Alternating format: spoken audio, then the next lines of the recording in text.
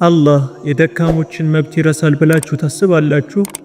ንብረቴና ገንዘቤ ከማንኛውም ተጠያቂነት ይጠብቀኛል ብሎ የሚያስብ ባለሀብት ሕይወት በአንዲት የተገፋች ሴት ጸሎት ብቻ እንዴት ተገልብጦ እንደተደፋ ብነግራችሁስ? ዛሬ እጅግ አስተማሪ የሆነ ታሪክ ይዤላችሁ ቀርቤያለሁ። የታሪኩ ባለቤት አንዲትን ባሏ የሞተባት ደካማ ሴት መሬቷን በግፍ የቀማ ሰው ነው። አላህ ሱብሓነሁ ወተዓላስ ምን አደረገው? የታሪኩ መጨረሻስ ምን ሆነ? በፍጹም የማይረሳ ፍጻሜን እንመለከታለን። ወደ ታሪኩ ከመግባቴ በፊት ቻናሌን አዲስ ከሆናችሁ ሰብስክራይብ በማድረግና የደውል ምልክቷን በመጫን ቤተሰብ እንድትሆኑ ጋብዛለሁ። ወደ ታሪኩ ስንመለስ በተራራና በሜዳዎች መካከል በምትገኝ አንዲት ጸጥተኛ መንደር ውስጥ ኡሙ ዩሱፍ የምትባል አንዲት ደካማ መለበት ትኖር ነበር። በዚህች ዓለም ላይ ከባሏ ከወረሰችው አንዲት አነስተኛ ቤትና ጥቂት የእርሻ መሬት ውጪ ምንም አልነበራትም። በእርሻውም ላይ ለራሷና ለየቲም ልጇ የሚሆን እህል ትዘራበታለች። ትርፍ የሆነውንም ጥቂት ምርት እየሸጠች ለፍጆታ የሚሆኑትን ትገዛበታለች። ኡሙ ዩሱፍ በሚያቃጥል ፀሐይና በክረምት ቁር ውስጥ በገዛ እጆቿ መሬቷን ታርሳለች። ስለ ዕጣ ፋንታዋ አማራጭ አታውቅም፣ አታማረርም። ይልቁንም ሁል ጊዜ እንዲህ እያለች ትጸልያለች። አላህ ሆይ ከሰው እጅ የሚያስጠጋኝን የበረከት ሲሳይ ስጠኝ። ያቺ መሬት ለእርሷ እንዲሁ አፈርና ውሃ ብቻ አልነበረች። የሟች ባለቤቷ ትዝታ፣ የኑሮዋ መሰረት፣ የደህንነቷና የክብሯ ምንጭ ነበረች። በሌላ በኩል ደግሞ በዚያው መንደር ሐሰን የሚባል አንድ ባለሀብት ይኖር ነበር።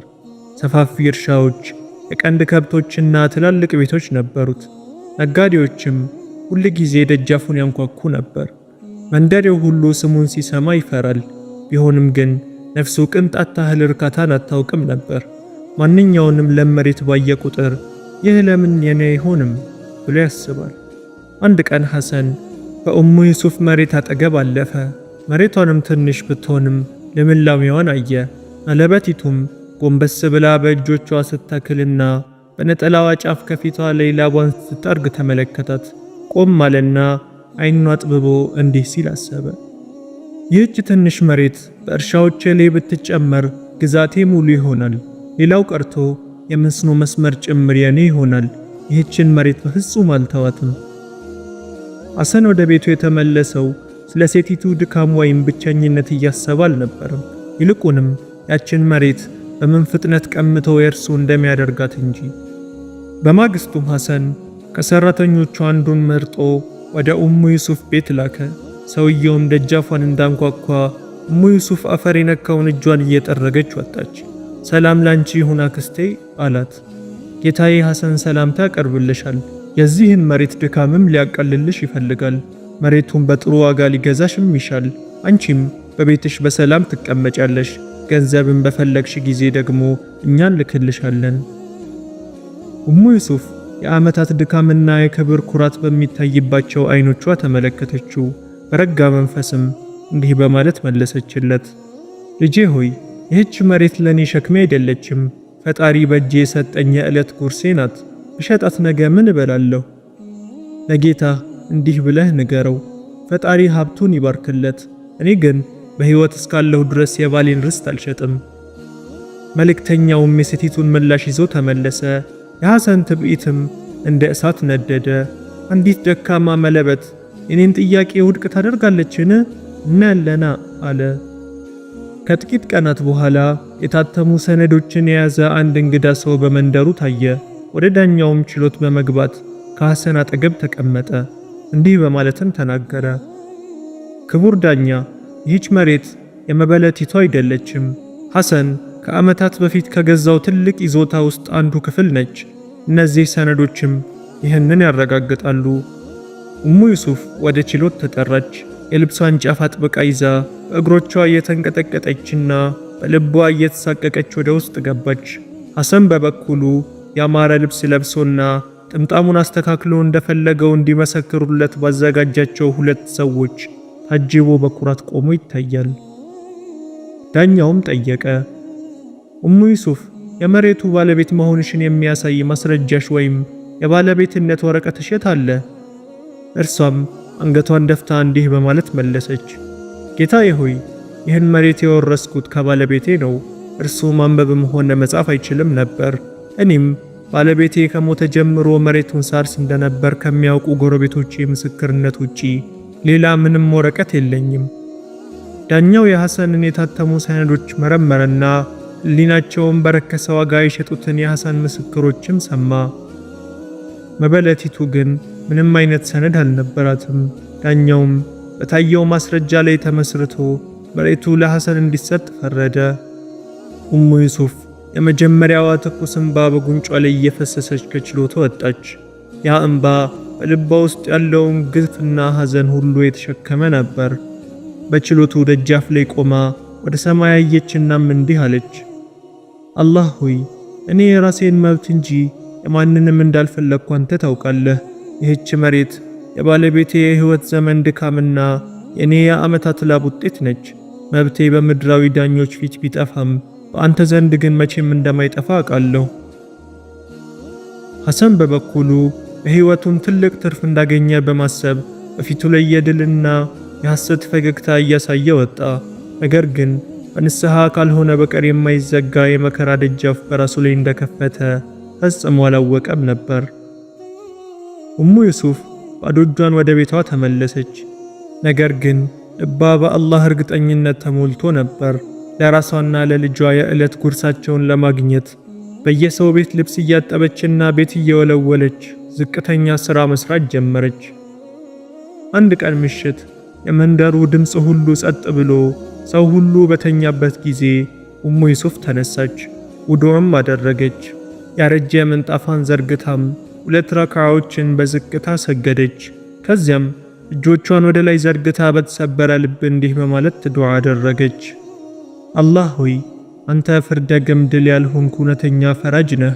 ምንም ነገር ካንተ እይታ አይሰወርም። እኔ ደካማና ረዳት የሌለኝ መሆኔን አንተ ታውቃለህ። ይህ ባለ ሀብት በግፍ መሬቴን ቀማኝ። ዳኛውም ወረቀትን ብቻ አየ፣ የገንዘብንም ድምፅ ብቻ ሰማ። በምድር ላይ ጠበቃ ከሌለኝ በሰማይ አንተ ያለኸኝ ይበቃኛል። አላህ ሆይ ከበደለኝ ሰው ላይ መብቴን አስመልስልኝ። የግፉን ውጤት በራሱና በሀብቱ ላይ አሳየው። የሚደርስበትን መከራ ጥፋት ሳይሆን የንስሐ መጀመሪያ ይሁንለት ዘንድ ለምንሃለሁ።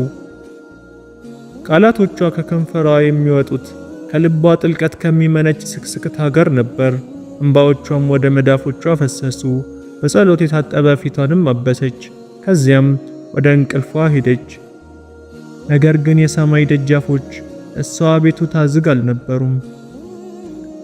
በመጀመሪያ ላይ በሐሰን ሕይወት ውስጥ ምንም የተለወጠ ነገር አልነበረም። ቤቱ ያው እንደተለቀ ነው። እርሻዎቹም እንደሰፉ ናቸው። ሰዎችም አሁንም ጌታ ሐሰን እያሉ ይጠሩታል። ነገር ግን በሰዎች የማይታይ በነፍሱ ላይ ግን እጅግ የሚከብድ አንድ ስውር ነገር መከሰት ጀመረ። አንድ እንግዳ ህመምም መታው። የማያቋርጥ ድካም፣ ራስ ምታት፣ የደረት መጠበብና የእንቅልፍ እጦት። ሐኪሞች መድኃኒት አዘዙለት። ከባድ አይደለም፣ የጭንቀት ውጤት ነውም አሉት። ከዚያም ያለምንም ግልጽ ምክንያት ንግዱ መክሰር ጀመረ። ስምምነቶች በመጨረሻው ሰዓት ይፈርሳሉ። የጫናቸው ዕቃዎችም ይበላሻሉ። የንግድ አጋሩም ገንዘቡን ሰርቆት ጠፋ። በእያንዳንዱ ኪሳራ ቁጥር ጭንቀቱ እየጨመረ መጣ። ነገር ግን ይህ ሁሉ ከዚህች ሴት ጸሎት ወይም ከመሬቱ ግፍ ጋር የተያያዘ መሆኑን ፈጽሞ አላስተዋለም ነበር። አንድ ሌሊት ነፍሱን የሚያናውጥ ህልም አየ። የኡሙ ዩሱፍ መሬት በእግሮቹ ስር ወደሚነድ እሳት ተለውጣ አያት። ለማምለጥ በሞከረ ቁጥር እሳቱ ይከተለዋል። አንድ ድምፅም እንዲህ እያለ ይጮህ ነበር፣ ይህ የተገፋችው ሴት የእንባዋና በሌሊት የጸለየችው ጸሎት እሳት ነው። ወዴት ታመልጣለህ? በከፍተኛ ድንጋጤ ከእንቅልፉ ነቃ። ሰውነቱም በላብ ተጠምቆ ነበር። ትዕቢቱ ግን ህሊናውን እንዲህ በማለት ሊያደነዝዘው ሞከረ፣ ተራ ህልም ነው። ነገር ግን ህልሙ አልቆመም። ደጋግሞ ይመጣበትም ጀመር። አንዳንድ ጊዜ ኡሙ ዩሱፍ ወደ ፈጣሪ ስትከስ፣ እርሱ ደግሞ አንደበቱ ተይዞ ቆሞ ይመለከታል። ሌላ ጊዜ ደግሞ ብቻውን በባዶ ቦታ ቆሞ የያዛቸው ሰነዶች በፊቱ ሲቀደዱም ይመለከታል። ወራት አለፉ። ህመሙም እየጸና ሰውነቱም እየደከመ መጣ። በአንድ ወቅት በምግብ ጠረጴዛው ዙሪያ ይሰበሰቡ የነበሩ ሰዎች ሁሉ ቀስ በቀስ ራቁት። ሀብቱም ተመናመነ፣ ዝናውም ጠፋ። የመንደሩ ሰዎችም እንዲህ ብለው ማንሾካሾክ ጀመሩ። ምናልባት የተገፋ ሰው ጸሎት ይዞት ይሆናል። ምናልባት ያቺ መሬቷን የቀማት ሴት እንባ ሳይደርስበት አልቀረም። የሀብትና የሹመት ጉልበት ሲዝል ሐሰን በመጨረሻ ራሱን ለመጋፈጥ ተገደደ። የችሎቱን ትዝታ፣ የኡሙ ዩሱፍን የተሰበረ ፊትና የራሱን ትዕቢተኛ ፈገግታም አስታወሰ። ይህ ሁሉ ድንገተኛ ለመሆኑና ከፈጣሪ የተላከ መልእክት መሆኑንም ተረዳ። በአንድ አስከፊ ምሽት ሕመሙ እጅግ በረታበት። እስከ ጠዋት የሚቆይ እንኳን አልመሰለውም ነበር። በክፍል ውስጥ ብቻውን ሆኖ አይኖቹ ተገልብጠው በደካማ ድምፅ እንዲህ ሲል አኩተመተመ። አምላኬ ሆይ በድያለሁ፣ የኔን ያልሆነውን መሬትም ሰርቄያለሁ፣ በሀብቴም ደካማዋን ሴት ተጋፋኋት። ይህ አንተ የመጣ ቅጣት ከሆነ አንተ እውነተኛ ፈራጅ ነህ። አሁን ወደ አንተ ከመመለስ ውጪ ምንም አማራጭ የለኝም። ሐሰን አገልጋዩን ጠርቶ እንዲህ አለው፣ ሂድና አሁኑኑ ኡሙ ዩሱፍን ይዘሃትና ሰዓቱ ምንም ይሁን ምን ይዘሃት እንድትመጣ ብሎ አዘዘው። በዚያ እኩለ ሌሊት አገልጋዩ የኡሙ ዩሱፍ ደጃፍ አንኳኳ። እርሷም አዲስ በደል እንዳይደርስባት ወደ ፈጣሪ እየተማጸነች ወጣች። አገልጋዩም እንዲህ አላት፣ ጌታዬ ሐሰን በጽኑ ታሟል። አንቺን ብቻ ነው የፈለገሽ። ጉዳዩም ስለ መብትና ስለ ንብረት እንደሆነ ተናግሯል። ኡሙ ዩሱፍ አመነታች። ከዚያም ለራሷ እንዲህ አለች፣ ክፉ ካሰበ አላህ ይጠብቀኛል፣ መልካም ከሆነ ደግሞ ምናልባትም እፎይታ ሊሆን ይችላል። ወደ ሐሰን ቤት ለመጀመሪያ ጊዜ ገባች። አይታው የማታውቃቸው ረጃጅም ጣራዎች፣ ውድ የቤት ዕቃዎችና ጌጣጌጦችንም ተመለከተች። ነገር ግን አይኖቿ ያረፉት አልጋ ላይ ተኝቶ በነበረው ሰው ላይ ነበር። ያየችው በችሎት የነበረውን ትዕቢተኛ ሰው አልነበረም። ይልቁንም የዛለ አካል፣ የገረጣ ፊትና ጸጸት የታጠቡ አይኖችን ነበር። ሐሰን ባያት ጊዜ ስቅስቅ ብሎ አለቀሰ። ኡሙ ዩሱፍ ሆይ አላት በዝግታ፣ መሬትሽን በግፍ ቀማሁሽ። በልቤ ውስጥ ውሸታም መሆኔን እያወቅኩ በሰነዶቼና በምስክሮቼ ተመክቼ በዳኛው ፊት ቆምኩ።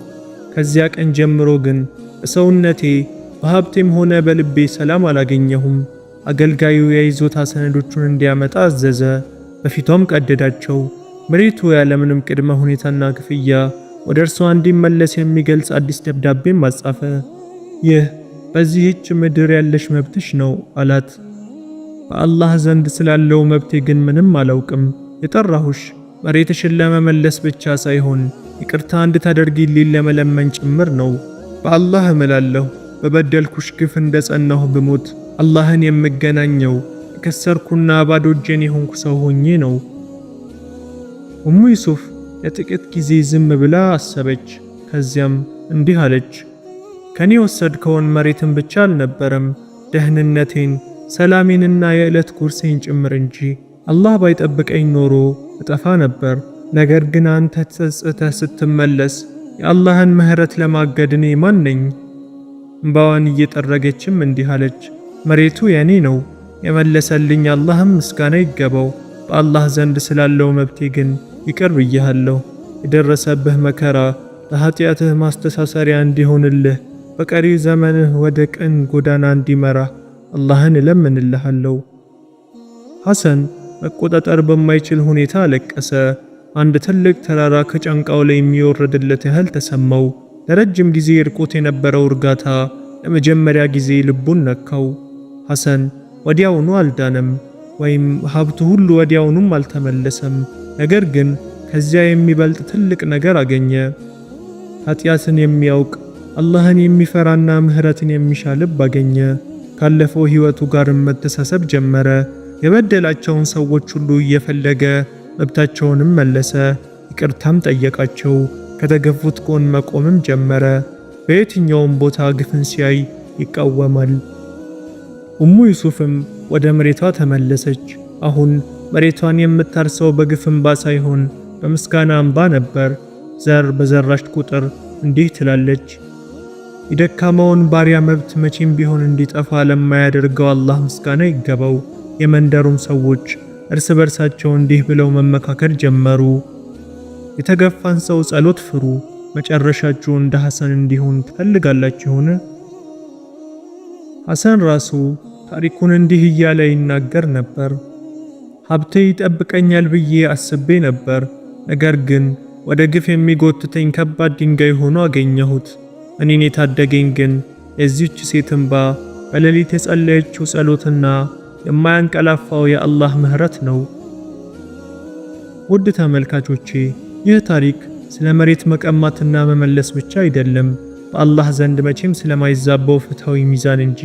የአላህ መልእክተኛ ሰለላሁ ዐለይሂ ወሰለምም እንዲህ ብለዋል፣ የተገፋን ሰው ዱዓ ፍሩ፣ በእርሷና በአላህ መካከል ምንም ጋራጅ የለምና።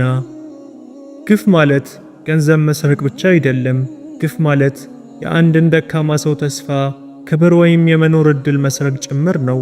ዛሬ በስልጣን ወይም በሀብት ላይ የምትገኙ ሰዎች ሆይ ደካሞችን እንዴት እንደምትይዟቸው አላህ እንደሚያያችሁ ማስታወስ አለባችሁ። የተገፋችሁና ከእንባ በስተቀር ምንም የሌላችሁ ሰዎች ደግሞ በሌሊት ጨለማ አላህ ፊት ቁሙና እንዲህ በሉ፣ በምድር ላይ ረዳት ከሌለኝ በሰማይ አንተ ያለህኝ ይበቃኛል። አላህ ግፈኞች ከሚሰሩት ሥራ ዘንጊ ነው ብለህ አታስብ። እርሱ የሚያቆያቸው አይኖች በድንጋጤ ወደ ላይ የሚፈጡበት ቀን ድረስ ብቻ ነው። ይህ ታሪክ ካስተማራችሁ ላይክ ማድረጉን፣ ሰብስክራይብ ማድረጉንና ለሌሎችም እንዲደርስ ሼር ማድረጉን አትርሱ።